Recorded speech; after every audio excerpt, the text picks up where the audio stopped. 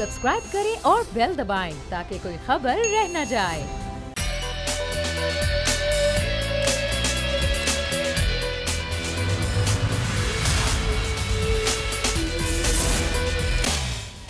अस्सलाम वालेकुम। प्रोग्राम में मैं सुमैया रिजवान आपको खुश आमदीद कहती हूँ। नाज़रीन, बड़ा हैपनिंग से भरपूर आज का दिन है और ज़ाहिर है जब अफगानिस्तान में अमल की बात करते हैं तो पाकिस्तान इसमें अपना भरपूर किरदार अदा कर रहा है अफगानिस्तान के अमन के हवाले से। और जो अफगान तालिबान का वफ्द है वो पाकिस्तान में मौजूद है। मुलाकातें हुई हैं। वज़ीर ख़ारजा शाह महमूद कुरैशी से मुलाकात हुई, वज़ीर आज़म इमरान खान और आर्मी चीफ से भी अफगान तालिबान की वफ़द की मुलाकात हुई है। और अभी शाह महमूद कुरैशी साहब जिस तरह गुफ्तगू भी कर रहे थे, आपने देखा प्रोग्राम से पहले, वो ये कहते हैं कि ज़ाहिर तालिबान से बात भी हुई है, जो अफगानिस्तान में अमल की हवाले से बातचीत है, जो मुज़ाकरात के हवाले से बातचीत है, उस पर इत्तेफाक हो गया है। टाइम ज़ाया किए बगैर मैं चाहूँगी कि मेहमानों साहब का तारुफ करवा दूँ। आमजद भाई तज़ियाकार में ज्वाइन करें, आपका बहुत शुक्रिया। और अजमल वज़ीर साहब पाकिस्तान तहरीक इंसाफ से हमारे साथ मौजूद हैं। अजमल वज़ीर साहब, मैं चाहूँगी मैं आपसे गुफ्तगू आगाज़ करूँ। पाकिस्तान तो कोशिशें कर रहा है, इससे पहले पाकिस्तान ने कोशिशें की और मुज़ाकरात की टेबल पर लिया है अमेरिका को भी और अफगान तालिबान को भी, लेकिन 9 दफ़ा होने वाले ये मुज़ाकरात अचानक ही मनसूख हो गए। 3 ट्वीट्स आई सदर ट्रम्प की और ये मुज़ाकरात और मुआहदा मनसूख कर दिया गया। आपको कितनी उम्मीद है कि जो पाकिस्तान कोशिशें कर रहा है, पाकिस्तान की कोशिशों से दोबारा से ये मुज़ाकरात शुरू होंगे और एक बार फिर अमेरिका और अफगान तालिबान मुआहदे की तरफ जाएंगे? अजमल वज़ीर साहब, देखिए, आप अगर आपको याद हो तो ये प्राइम मिनिस्टर साहब ने जब पहले स्पीच किया था उससे लेकर और उसके बाद फिर ये तवत्तर से जो ये स्पेशली जो अफ़गानिस्तान के हवाले से हमारी गवर्नमेंट की या प्राइम मिनिस्टर इमरान खान साहब की जो पॉलिसी है वो एक ही चीज़ कहते हैं कि अफ़गानिस्तान में अमन होगा, पाकिस्तान में अमन होगा, पाकिस्तान में अमन होगा, अफ़गानिस्तान में अमन होगा। इसके हवाले से जितनी भी कोशिशें हमारी हुकूमत ने, प्राइम मिनिस्टर साहब ने, अभी अब शाह महमूद कुरैशी साहब की, वो वज़ीर ख़ारजा साहब ने, जितनी ये कोशिश इसके हवाले से की गई है। और फिर आप ये देखें, जब प्राइम मिनिस्टर साहब पहले विज़िट अमेरिका के उन्होंने किया, वहाँ पर ट्रम्प के सामने जो वहाँ पे उनको इस चीज़ पे उन्होंने कन्विंस किया था और उन्होंने ये चीज़ की थी कि वहाँ पे अफ़गानिस्तान में पिछले 19 साल से जो कुछ हुआ उसके असरात पाकिस्तान के ऊपर पड़े हैं। और इस हवाले से हमारे मुल्क में अगर आप देखें तो तकरीबन 70,000 लोगों ने जानों की कुर्बानियाँ दी हैं और उसमें हमारे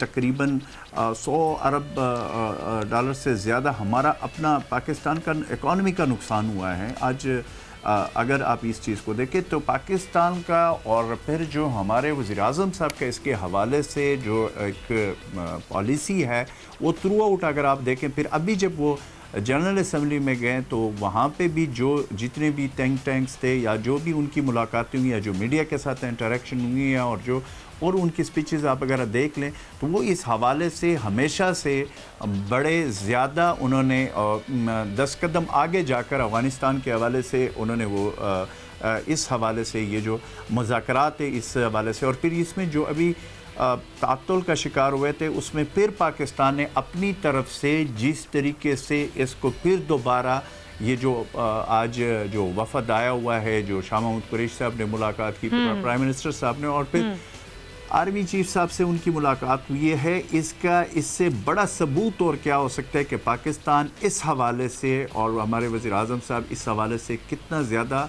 कंसर्न है और कितनी वो कोशिश कर रहे हैं, क्योंकि हम ये समझते हैं कि खित्ते में अमन के लिए ये मुज़ाकरात, ये डायलॉग होनी चाहिए और पुरअमन हल निकलना चाहिए अफ़गानिस्तान के इस मसले को। उसमें पाकिस्तान की तरफ से जो भी फैसिलिटेट पाकिस्तान कर सकता है या कर रहा है वो आपके सामने और दुनिया के सामने। तो इसलिए मैं समझता हूँ कि ये चीज़ हमने कंटिन्यू रखनी है। ठीक है। और फिर आप ये देखें कि अभी कुछ ही अरसा पहले इस हवाले से एक और इनिशिएटिव जो प्राइम मिनिस्टर इमरान खान साहब ने लिया, ये पहली दफ़ा हुआ है कि तोरखम बॉर्डर का जो उन्होंने 24 आवर के लिए यानी 24 घंटे के लिए खोल दिया, जिसका प्राइम मिनिस्टर साहब ने खुद यहाँ पे इफ्तिताह किया। और वहाँ पे उस वक्त अफ़गानिस्तान का भी एक वफ़द आया था तोरखम बॉर्डर पे, उनके जो वज़ीर ट्रांसपोर्ट और गवर्नर और दूसरे लोग थे, उन्होंने इस हवाले से हमारे जो इनिशिएटिव है और इस पे हम आगे जा रहे। जो नॉर्थ वज़ीरिस्तान में जो स्पेशली जो हमारा वो है जो गुलाम खान बॉर्डर है, और फिर साउथ वज़ीरिस्तान में जो अंगूर अड्डा है, उसके ऊपर भी हम काम कर रहे हैं कि उसको भी, क्योंकि हम समझते हैं कि माशी तौर पर हमारे एक तो दोनों मुल्कों के ये अगर आप देखें तो ये तसलसल है इस जो ये आज के जो मुज़ाकरात हैं या जो पाकिस्तान से, तो ये तसलसल है, और इस पे प्राइम मिनिस्टर इमरान खान के विजन के मुताबिक हम जा रहे हैं, और इंशाल्लाह ताला मुझे बहुत उम्मीद है इंशाल्लाह इसमें हम कामयाब होंगे। Point taken. जो अजमल साहब ने बात की, अमजद शुएब साहब, जाहिर है पाकिस्तान सीरियस कोशिशें भी कर रहा है, लेकिन ना ही ये मुज़ाकरात पाकिस्तान ने मनसूख किए, ना ही अफगान तालिबान ने मनसूख किए, ये मुज़ाकरात अमेरिका ने मनसूख किया, और उसका वो दबाव था जो अमेरिका के कुछ अंदर की जो लॉबी है वो जो काम कर रही है, जो दबाव डाल रही है, उस लॉबी में कई लोग शामिल हैं। आपको क्या लगता है कि अफगान तालिबान को मना लेना, उनको आमादा कर लेना, यही काफ़ी होगा? अमेरिका को मनाना, अमेरिका उस लॉबी को आमादा करे कि वो मुआहिदा जो पहले करने जा रहे थे वो एक बार फिर करें और मुज़ाकरात करें, इस जानिब कितनी तवज्जो देनी होगी? अमजद शुएब साहब। बिस्मिल्लाहिर्रहमानिर्रहीम। देखिए समिया, बात यह है कि जो अमेरिका ने यकतरफा कार्रवाई की, उसने एक तसलसल जो कि चल रहा था, एक मोमेंटम था, उसको ख़त्म कर दिया। अब अमेरिका के मकासद क्या थे? ये भी हो सकता है कि वो अंदर से उनके अपने इख्तलाफात थे जिसकी वजह से उनको ये काम रोकना पड़ा, लेकिन दूसरी तरफ ये भी हो सकता है कि उन्होंने इस दौरान तालिबान के ठिकानों पे बड़े हमले किए, और अमेरिका दावा करता है कि उन्होंने तालिबान को कमज़ोर किया है, क्योंकि वो उनके दावे के मुताबिक कई 100 तालिबान मारे जा चुके हैं। अब क्या वो तालिबान को कमज़ोर करके कोई मज़ीद नई शराइत उनसे मनवाना चाहते हैं, या ये कि अपने मामलात उन्होंने अंदर अपने घर में दुरुस्त कर लिए हैं और कोई नई शर्त वैसे लेके आके तालिबान के साथ मेज़ पे बैठना चाहते हैं? सही। अब इन हालात में पाकिस्तान के लिए मसला सबसे बड़ा ये है कि तालिबान को तो पाकिस्तान राज़ी कर लेगा कि टेबल पे बैठें, बिल्कुल, लेकिन तालिबान को इस बात की क्या ज़मानत दी जाएगी, कि ऐसे ज़मानत दी जाएगी कि अमेरिका दोबारा ये खेल नहीं करेगा? क्योंकि ट्रंप को तो ये आदत है कि वो कभी ईरान के साथ यकतरफा माहिदा ख़त्म कर देता है, कभी यकतरफा माहिदा वो रशिया के साथ ख़त्म कर देता है, फिर उसने ये जो पैसिफिक ओशन ट्रेड एग्रीमेंट था मुल्कों के साथ, वो उसने यकतरफा ख़त्म कर दिया।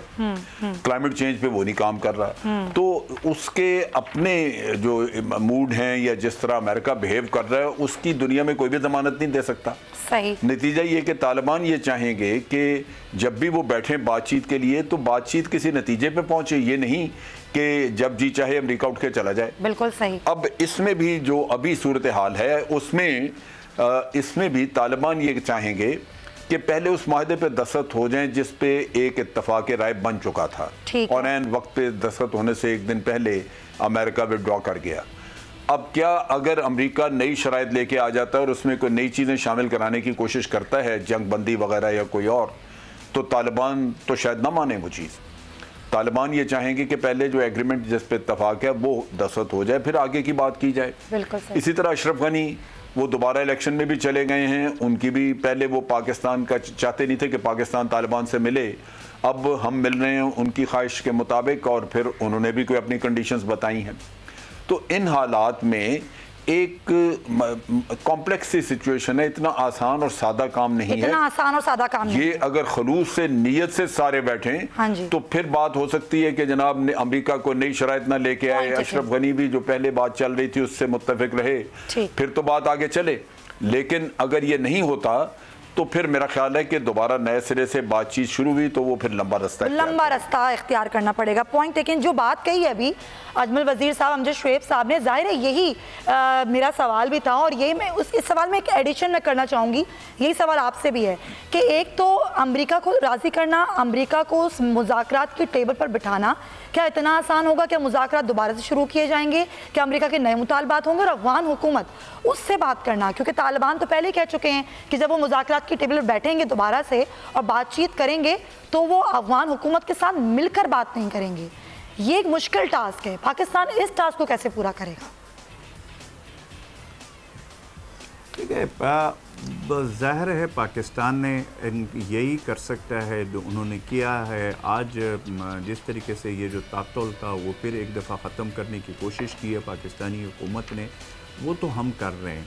टेबल पे हम बिठाएंगे, हमारी जितनी इस पे एफर्ट्स होती है हमारी गवर्नमेंट की वो हम कर लेते हैं। लेकिन देखिए जहाँ तक अमेरिका की बात है, अब मैं ये समझता हूँ कि अमेरिका मज़ीद अफ़गानिस्तान के हवाले से उनकी जो वो प्रीवियस जो वो माजी के जो उनके जो भी उन्होंने एस्टिमेट किया हुआ था या जो भी उनका प्रोग्राम था, मुझे नहीं लगता कि उसमें अमेरिका कोई बड़ी कामयाबी हासिल कर चुकी है। इतने साल उन्होंने जो जंग की है वहाँ पे या जो भी अफ़गानिस्तान पे अभी भी अगर अमलन देखें तो अफ़गानिस्तान के ऊपर जो नेटो फोर्सेस और अमेरिकन सारे मिलकर उन्होंने कितने इलाके पे उनका अमलन कब्ज़ा है इन फोर्सेस का, या दूसरी तरफ अगर आप देखें तो तालिबान का इस वक्त वहाँ पे कितना इन्फ्लुएंस है वो एरियाज़ के ऊपर।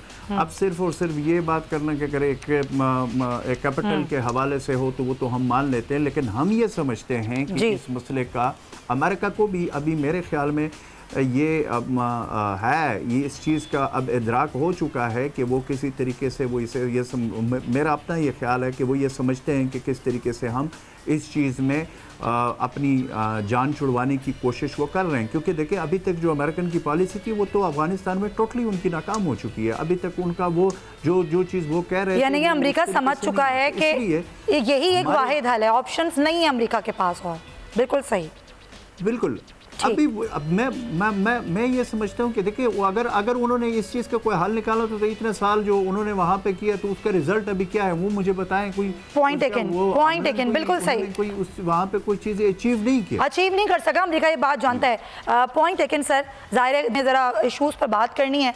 एक तो ये बात है कि पाकिस्तान जो कोशिशें कर रहा है, चाहे वो अफगानिस्तान के हवाले से हो, कश्मीर के हवाले से हो, लेकिन जो अंदरूनी मामलात हैं पाकिस्तान की सियासत के, वो बड़े पेचीदा हो चुके हैं। पाकिस्तान को कई मुहाज पर अभी सामना करना है चीज़ों का। ज़ाहिर है मौलाना साहब सरगर्म है, कल उनकी नून लीग के वफ़द से मुलाकात हुई, आज पीपल्स पार्टी के वफ़द से मुलाकात हुई। ये मुलाकात अब ख़त्म हो चुकी है, इसकी अपडेट क्या है ज़रा अकील अहमद से क्विकली ले लेते हैं। अकील, मुलाकात जो हुई है उसमें क्या तय पाया? पीपल्स पार्टी तैयार हो गई है, आज़ादी मार्च या लॉकडाउन का हिस्सा होगी या नहीं? जी, बिलावल भुट्टो और मौलाना दरमियान 1 घंटा पहले जो मुलाकात शुरू हुई थी वो अब से कुछ देर कबल मुलाकात खत्म हो गई है। और बिलावल भुट्टो मुलाकात के बाद मुश्तरका प्रेस कॉन्फ्रेंस किए बगैर यहाँ से रवाना है। बताया जा रहा है कि मौलाना फजलुर रहमान अब से कुछ देर बाद प्रेस कॉन्फ्रेंस करेंगे जिसमें वो ऐलान करेंगे। जरा ये बता रहे हैं कि मुलाकात में मौलाना फजलुर रहमान बिलावल के दरमियान जो इस्लामाबाद आज़ादी मार्च के हवाले से डेडलॉक था वो बरकरार है। बिलावल भुट्टो और में आज़ादी मार्च के लिए तैयार नहीं है और वाज़ेह तौर पर उन्होंने ये बता दिया है मौलाना फजलुर रहमान को कि वो अक्टूबर में ना तो आज़ादी मार्च कर सकते हैं और अगर वह जो मजहब कार्ड खेलेंगे तो वो उसका भी हिस्सा नहीं बनेंगे। जिसके बाद अब मौलाना फजलुर रहमान ने इजराइल बता रहे हैं कि उन्होंने सोलो फ्लाइट लेने का फैसला किया है। और अब से कुछ देर बाद ये प्रेस कॉन्फ्रेंस में मौलाना फजलुर रहमान ये बताने जा रहे हैं कि उनका आइंदा का नया अमल क्या होगा। जो गुज़िश्ता रोज़ मुस्लिम लीग नून की जानिब से भी प्रेस कॉन्फ्रेंस की हुई है, मुलाकात की गई थी मौलाना फजलुर रहमान को, जिसके बाद कोई आज़ादी मार्च के हवाले से मुतफ़िका जो है फैसला नहीं किया जा सका था। जिसके बाद दिल बर्दाश्ता होकर मौलाना फजलुर रहमान ने कल रात ये फैसला किया था कि वो अब नवाज शरीफ से जो है वो डायरेक्ट रब्ता करेंगे और GUSA का एक वक्त जो है वो कोर्ट नक्शा जेल। अकील, मैं आपसे यही सवाल करना चाह रही हूँ, मुझे बताएं नवाज शरीफ से अगर मुलाकात करेंगे तो क्या वो जो एक मखसूस ग्रुप है जो नवाज शरीफ साहब के साथ है, तो क्या सिर्फ वो ग्रुप साथ हो सकता है मौलाना साहब के? ये इम्कान है अभी भी? देखिए, ये तो अब ये मुस्लिम लीग नून का अंदरूनी मामला है, लेकिन मौलाना फजलुर रहमान ने पे दर पे कई शहबाज शरीफ से मुलाकातें की, मुस्लिम लीग नून की आला क़यादत से मुलाकातें की, लेकिन उनको इस हवाले से आज़ादी मार्च के हवाले से मुस्लिम लीग नून का जो शहबाज शरीफ का हिमायती ग्रुप है वो कोई भी उनको वाज़ेह जो लाए अमल नहीं दे सका। कल हसन इकबाल की ज़ेर सदारत एक वक्त में मुलाकात की थी मौलाना को अब तो नवंबर में जो है वो ये मार्च करने का। ठीक है, बहुत शुक्रिया आपका अकील अहमद। हमें जो अभी बज़ाहिर जो सूरत हाल हमारे नुमाइंदे बता रहे हैं वो ये बताए, पीपल्स पार्टी और नून लीग फिलहाल मौलाना साहब के साथ नज़र नहीं आती है और अक्टूबर में अगर मार्च करने जा रहे हैं या लॉकडाउन करने जा रहे हैं तो मौलाना साहब सोलो फ्लाइट लेंगे। इस पर मजीद बात करेंगे इस ब्रेक के बाद। Stay with us.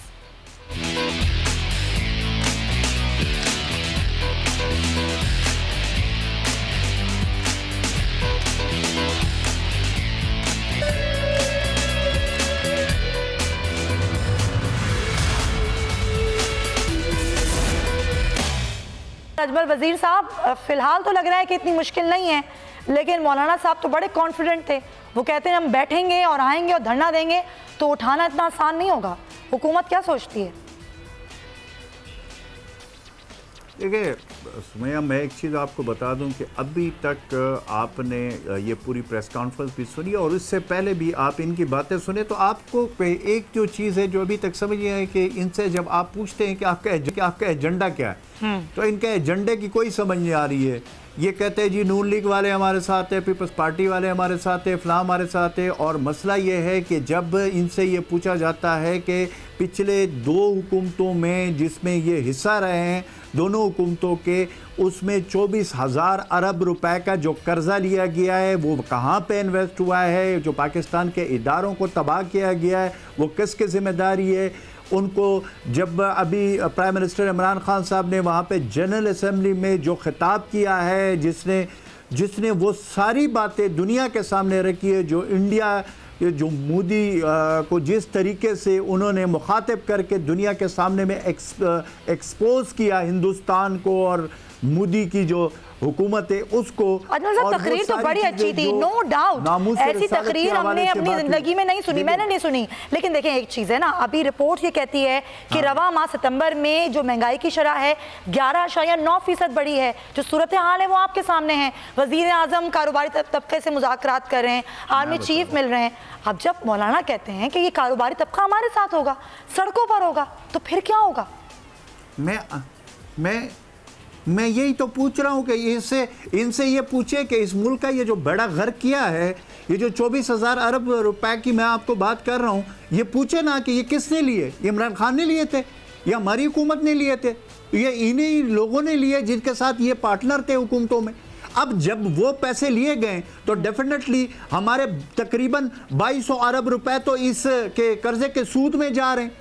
और फिर उसके बाद जो माशी हालात बनाए गए, जब हमने पहले हुकूमत संभाली उस वक़्त हमारी मुल्क की जो इकॉनमी की है वो इस पोजीशन पे थी कि वो डिफ़ॉल्ट करने जा रहे थे।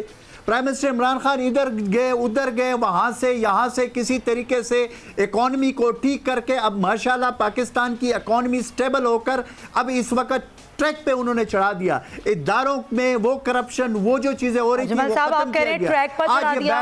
एक साल हो गया है, लोग परेशान हैं, बेरोजगारी बढ़ गई है, जराइम में इजाफा हो गया है, लोगों की नौकरियां खत्म हो रही हैं, महंगाई बढ़ गई, आप कह रहे हैं आपने ट्रैक पर चढ़ा दिया। मैं बता रहा हूँ, तो मैं वही तो आपको कह रहा हूं कि ये जो 24,000 अरब रुपए लिए गए थे, इससे महंगाई भी आनी थी। इससे जिस तरीके से इन्होंने जिस तरीके से डॉलर को खलाई तो खला में रखा हुआ था, वो चीज़ें, वो सारी चीज़ें उनका असर पड़ना था। अब जब आप सही तरीके से मुल्क को चलाओगे, मुल्क में करप्शन आर्टिफिशियल तरीके से नहीं बल्कि मुल्क के जो इदारे हैं उनको सही तरीके से स्टेबल करेंगे, आप जो बैरूनी जो इन्होंने जिस तरीके से इन्होंने मुआहदे किए हुए, आपने मोटरवे गिरवी रखी हुई, आपने एयरपोर्ट्स रखे हुए, आपने रेडियो स्टेशन आपने रखी हुई है, क्या चीज़ है जो आप लोगों ने छोड़ी हुई है। अब उस चीज़ को ठीक करने के लिए 1 साल का म्याद गुजरा है। 1 साल में आज अल्लाह के फजलो करम से आप देखें पाकिस्तान की दुनिया में इज्जत है। क्विकली बता दें हुकूमत के क्या मेजर्स हैं, कितना टाइम और लग जाएगा? जो हिंदुस्तान, कितना टाइम और लग जाएगा आवाम को मुतमईन करने में? समय 1 मिनट मैं आपको बता रहा हूं, आज जो हिंदुस्तान की media prime minister Imran Khan के स्पीच के बाद उनके औसान खताएं, उसमें आज ये यहाँ पे जब धरने की बात करते हैं, ये किसको फैसिलिटेट कर रहे हैं, किसको जो है ना फायदा इसका मिलेगा? कश्मीर में बॉर्डर पे जो सूरत हाल है, कश्मीर के आवाम के साथ जो कुछ हो रहा है, उसके लिए तो प्राइम मिनिस्टर इमरान खान ने आवाज उठाई। तो क्या ये लोग जो कर रहे हैं, ये वो लोग, ये तो वो काम कर रहे हैं जो दुश्मन कर रहे हैं, वो ये यहाँ पे ये काम आप लोग भी कर चुके हैं सर। थोड़ा माजी में नजर डालें, आप लोगों ने भी 126 दिन का धरना दिया था, वो भी तो इसीलिए था ना कि धांधली हुई है इंतखाबात में। ये भी बात कर रहे हैं। हम ये कहते हैं, मेरी बात सुने, हम ये कहते हैं कि 126 दिन का धरना जो हमने दिया था, हमने 4 हल्कों का इमरान खान ने कहा था, इनके पास कोई एजेंडा है? एजेंडा नहीं ये बता दे कि कहाँ पे अगर रिगिंग हुई है तो इनसे हम पूछते हैं कि कहाँ पे, आप बताएं। ऑडिट करने के लिए तैयार हैं। पहले तकरीर आप सुन ले। बिल्कुल सही अजमल वजीर साहब, बहुत शुक्रिया। हमने तो हर वक्त कहा है। बहुत शुक्रिया, आपका वक्त की कमी है और आपका बहुत शुक्रिया। ये हुकूमत अगर कह रही है तो फिर करके दिखा दे अमली तौर पर। जाते जाते प्रोग्राम ख़त्म होते होते अफसोसनाक खबर आपको देते हैं। कराची का इलाका गुलशन इकबाल, जहाँ पर आज सुबह एक डकैती पर मज़ाहिमत पर एक 24 साल लड़की की जान ले ली गई और उस बच्ची के सर पर डाकुओं ने 2 गोलियां मार के उसे कत्ल कर दिया। इस वाक़े के बारे से मज़ीद बात करेंगे। शुएब बर्नी, डिप्टी ब्यूरो चीफ हमारे साथ हैं। शुएब, ये किस तरह से वाक़या पेश आया?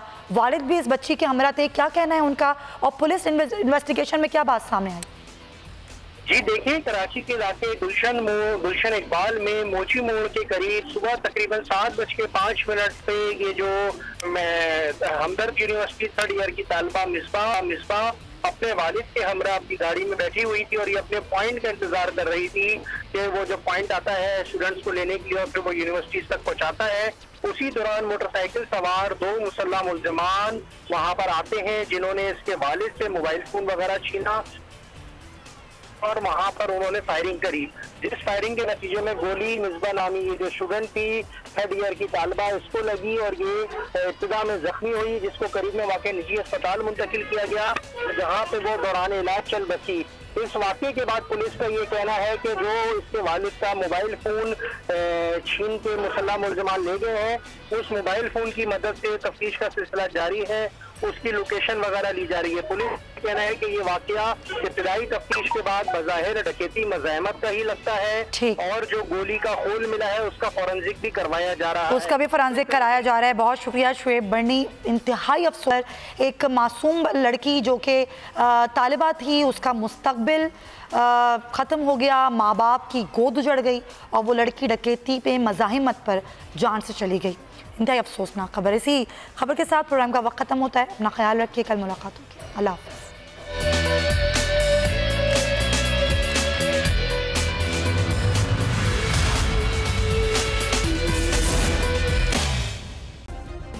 सब्सक्राइब करें और बेल दबाएं ताकि कोई खबर रह न जाए।